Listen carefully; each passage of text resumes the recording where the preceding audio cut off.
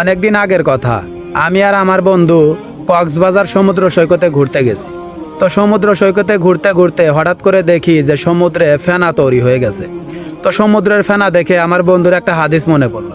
কয়, বন্ধু, একটা দোয়া আছে, যেই দোয়াটি পড়লে সমুদ্রের ফেনা পরিমাণ গুনাহ যদি তোর থাকে সেই গুনাহ মাফ হয়ে যাবে।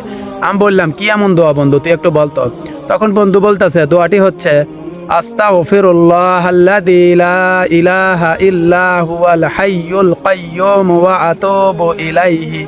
হে আল্লাহ, আমি আপনার কাছে তওবা করতেছি, আপনি চিরস্থায়ী, আপনি চিরঞ্জীব, আপনি আমাকে ক্ষমা করে দিন, আপনার কাছেই আমার প্রত্যাবর্তন, আপনার কাছেই আমাকে ফিরে যাইতে হবে।